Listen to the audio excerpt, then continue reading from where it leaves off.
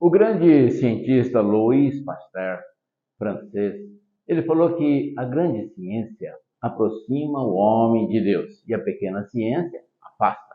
Mas eu sou um homem da pequena ciência, eu tenho muito pouco conhecimento sobre ciência. Mas, contrariando o grande cientista Louis Pasteur, mesmo com a pequena ciência que eu tenho conhecimento, isto tudo me permite aproximar mais de Deus. Eu me deleito com as coisas da ciência, da natureza, da física, da química, e eu falo, louvado, engrandecido seja o nome do Senhor. E este programa é mais um ligado à ciência que nos aproxima de Deus. E no programa passado eu deixei você talvez curioso, você que assistiu o nosso último programa, que eu disse que eu ia demonstrar para você que neste programa de hoje nós íamos provar que você é vazio. Isso parece até ofensivo, chamar um ser humano, uma pessoa, uma falta de respeito, que você é vazio. Mas eu quero te mostrar pela física e pela teoria atômica que eu sou vazio e você é vazio. Ou seja, nós somos espaço, nós somos vazios. Eu quero te mostrar isso através de uma experiência que marcou muito a teoria atômica. Logicamente você conhece, você estudou átomo na escola e a teoria atômica, você estudou grandes homens como Niels Bohr, Thomson e homens que revolucionaram a teoria atômica. Mas a experiência de Rutherford, ela marcou época. E primeiro que o átomo por si só é uma palavra enganosa, porque se você pegar literalmente a tradução da palavra átomo, até você já aprendeu na escola, que átomo é a menor parte divisível da matéria. Ou seja, chega no átomo, seria indivisível, é a menor parte. Porém, inclusive, átomo, a parte A significa não, tomos significa parte, ou seja, não se parte mais. Mas provou-se que é uma enganação. Hoje nós temos mais de 100 múltiplos, 100 unidades subatômicas do átomo. Inclusive, você ouviu falar do brasileiro prêmio Nobel César Lattes, que descobriu o meson pi, é mais uma das unidades subatômicas de uma estrutura que nós achávamos que era indivisível, que era o átomo. Então, hoje nós sabemos que o átomo é uma complexidade. Ele é tão pequeno, ele é tão misterioso, e tão grandioso, e tão cheio de conhecimento, que eu falo, louvado, engrandecido seja o nome do Senhor. Mas Rutherford, como eu estava dizendo, ele pegou uma placa muito fina de ouro e ele bombardeou com partículas alfa de um elemento radioativo chamado polônio. Ou seja, as partículas alfa eram dirigidas para a plaquinha de ouro. E você está vendo aí um esquema de Rutherford que é mostrado isso nas escolas, nas faculdades, principalmente nas aulas de física, de química, quando se fala de teoria atômica. E, logicamente, essas partículas radioativas de polônio, elas atravessaram a camadinha muito fina de ouro e elas projetaram numa camada de sulfeto de zinco, que é, vamos chamar, fluorescente, de tal forma que onde as partículas batiam, o Rutherford pôde diagnosticar a direção delas. E ele observou matematicamente, comprovadamente, que muitas, a grande maioria das partículas passavam no espaço vazio, ou seja, não chocavam com nada, apenas poucas delas batiam no próton, que é massa, e se desviava para a direita ou para a esquerda, ou refletia de volta para a origem. E, basicamente, nesses resultados do sulfeto de zinco fluorescente, em decorrência da incidência das partículas alfa que estimulavam o sulfeto de zinco, matematicamente ele pôde demonstrar aquilo que eu estou falando para você, que você é vazio. O que é isso? Significa que entre os prótons e os elétrons tem uma distância enorme. O átomo por si só, ele é muito pequeno. Aliás, nunca ninguém viu um átomo. Até as moléculas que são conjuntos de átomos, nós não conseguimos ver nem com o microscópio eletrônico. Algumas proteínas com mais de 2.500 aminoácidos molécula macroproteica, né, uma macromolécula, a gente consegue observar com o microscópio eletrônico, mas fora disso, átomos nem pensar. Agora imagina que este átomo, que ele é tão pequeno, o próton ainda é muito menor, e os elétrons, segundo os cientistas, 1836 vezes menor que o núcleo, que é o prótons e nêutrons. Então, você tem aí o modelo do átomo, modelo atômico. Esse modelo atômico nos mostra que no centro tem o núcleo, que são prótons e nêutrons, e ao redor os elétrons, que é chamado eletrosfera. E esses elétrons, repito o que eu já falei, eles estão muito longe do próton e são muito pequenos, 1836 vezes menor do que o próton, que já é pequeno. Agora, para você ter uma ideia de comparação, imagine, isso aqui é uma laranja. No nosso exemplo, querendo provar que você é vazio, que você é espaço, e é uma parede, ela é vazia também, que é puro espaço, imagine que isso daqui seja o núcleo do átomo.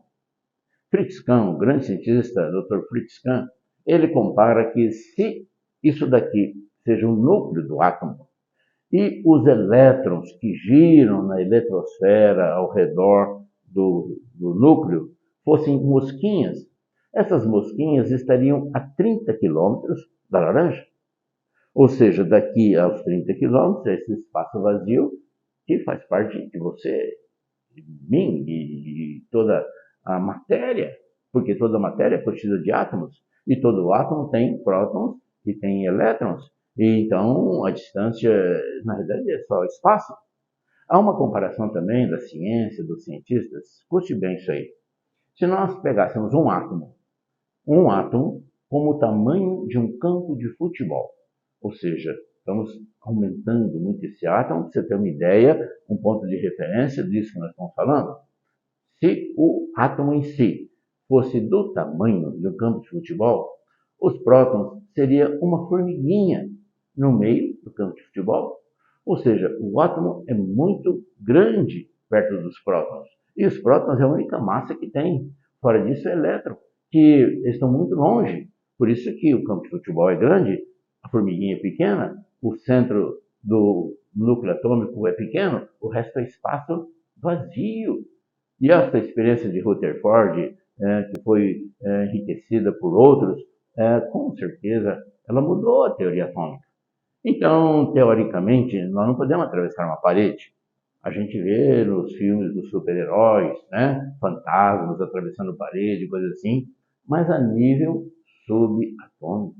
É possível você atravessar uma parede, porque na realidade uma parede é constituída de espaço, porque ela é constituída de átomos, e o átomo é puramente espaço.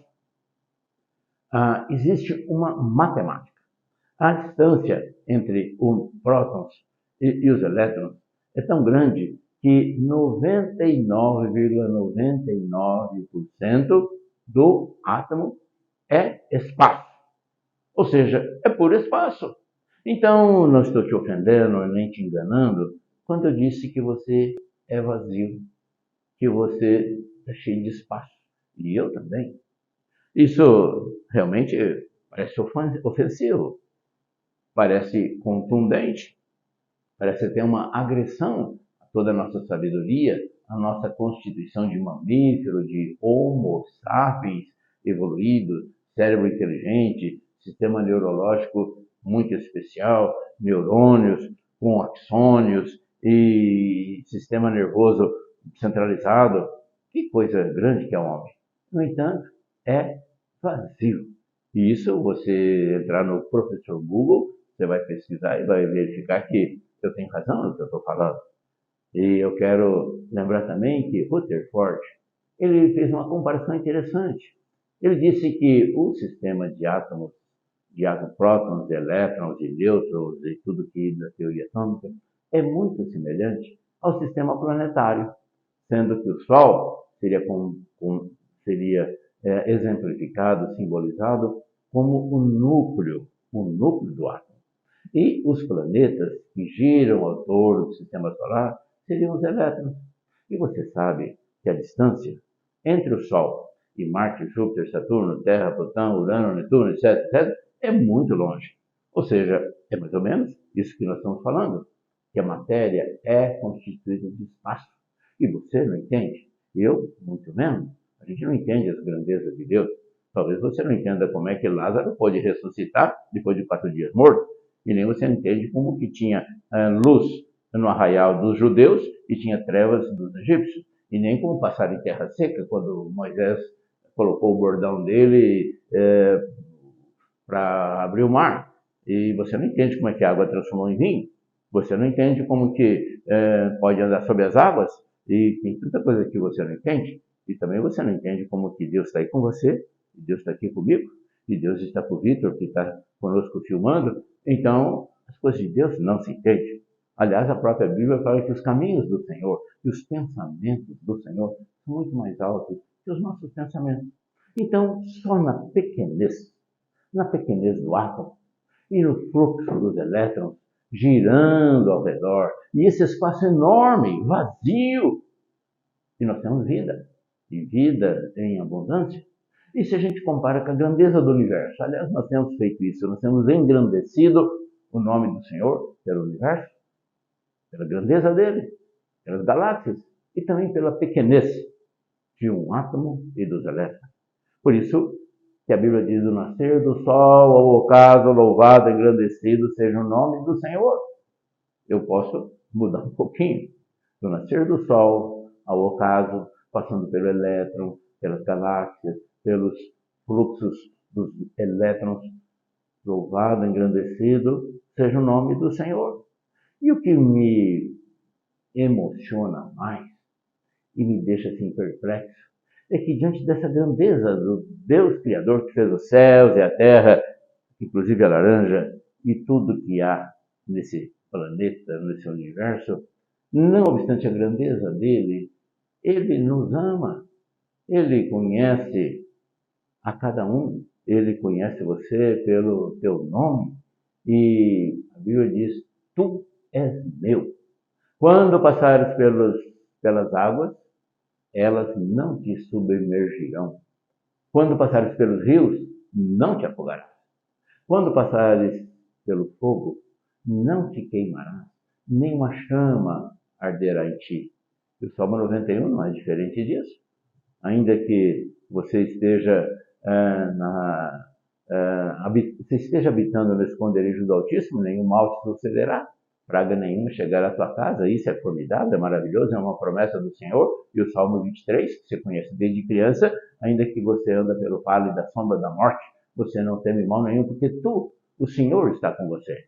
Então, o cajado dele te protege, coisa assim, né? O Senhor é teu pastor, nada te faltará. Isso é maravilhoso. Com um Deus que fez todo o universo, as galáxias, e que o tempo dele é diferente, né? Desde milhões de anos atrás, desde a fundação do mundo, até hoje é o mesmo Deus. E agora, voltando ao vazio, ao espaço que tem no teu corpo, e isso é provado cientificamente.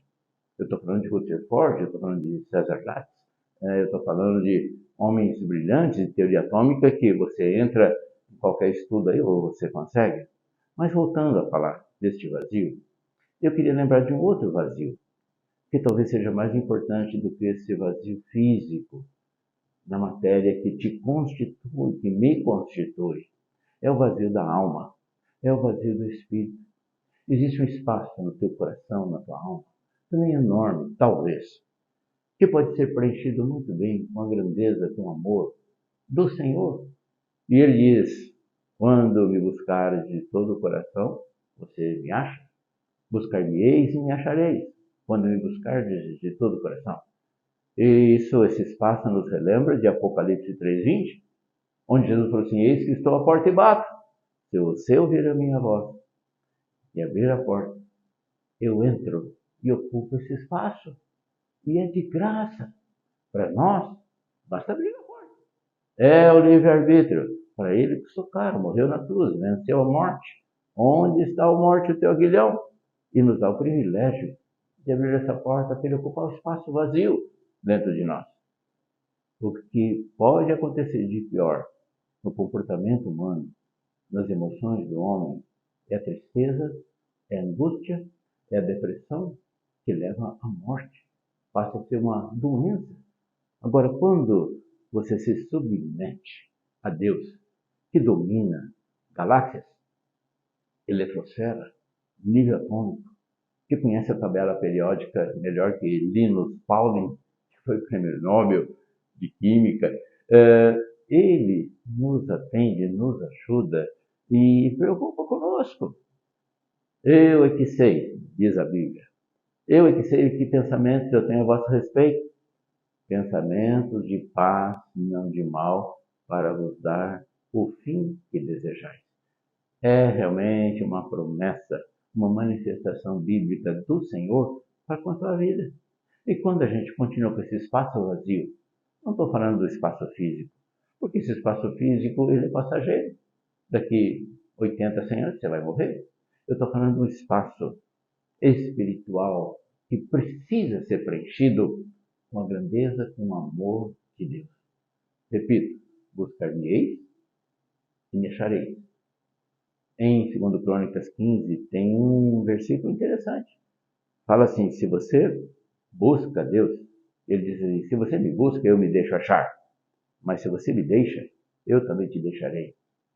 Queridos, o mundo atual que nós vivemos é um mundo cheio de homens com um espaço vazio no coração, que não tem para onde vir, não tem objetivo, não tem orientação, é uma vida irrelevante, e não é assim. Jesus disse, está escrito em João 10:10, eu vim para que tenham vida e a tenha em abundância. Eu gostaria que você fosse exigente com você mesmo, que você exigisse de você mesmo uma vida plena, uma vida em abundância, não perdendo tempo com aquilo que é palha ou que não vale a pena. Eu tenho repetido aqui Isaías capítulo 1, versículo 19, que é uma promessa do Senhor. Ele diz assim, se quiserdes e me ouvirdes, comereis o melhor dessa terra. É uma promessa maravilhosa e nós temos esse direito conquistado na cruz por ele, para a gente comer o melhor dessa terra, viver bem neste mundo conturbado que jaz no maligno. Parece-nos que cada vez mais nós temos que estar no mundo e não ser no mundo, viver debaixo do guarda-chuva, debaixo do senhorio de Jesus, na proteção dele, debaixo da grandeza do Senhor. Ele é tão grande, ele é tão maravilhoso, e ele nos permite ter comunhão com ele. Agora, um desperdício ter toda essa promessa do Senhor e a gente continuar com espaços vazios. Eu repito que existem espaços atômicos na nossa matéria física. Na realidade, a parede é vazia. Na realidade, você, como eu disse, você é vazio. Mas você pode preencher com a grandeza do Senhor em todo o teu espaço, de tal forma que a luz de Cristo brilhe em você. Os elétrons de Cristo possam estar brilhando em você. E você possa ser feliz, alegre. Esse é o propósito desse programa. Tem sido sempre assim. E ao terminar esse programa, eu quero lembrar que você é luz do mundo, sal da terra, pessoa escolhida por Deus. Eu quero te abençoar em nome de Jesus e projetar espaços cheios de Deus, da graça, da unção que vem do céu sobre a tua vida. Um grande abraço e até a próxima quarta-feira, em nome de Jesus. Tchau, tchau. E eu tenho uma proposta para te fazer que é que nem canja de galinha, só faz bem, não faz mal. Se você quiser, eu vou na tua casa, falar com a tua família sobre Deus, sobre Bíblia, orar por vocês. Então aqui embaixo está o meu telefone. Grave um áudio falando do teu interesse e eu te retorno para a gente marcar um dia, uma hora e você junta um grupinho. Chama a empregada, o patrão, o vizinho, o tio, o primo, o sobrinho, periquito, o papagaio, junta tudo aí numa sala, a gente marca um horário e a gente vai falar de Deus, que só faz bem. É um assunto maravilhoso. Vamos falar da Bíblia, vamos ler a Bíblia, vamos orar, vamos discutir algumas coisas que você queira, algumas dúvidas, e vai ser muito bom. Eu estou à tua disposição, meu telefone está aqui, e você marca comigo, aciona, e nós vamos conversando, quem sabe dá certo. Eu quero te abençoar e, repito, me coloco à disposição para ir na tua casa no dia e horário que a gente combinar. Um abraço, eu te aguardo.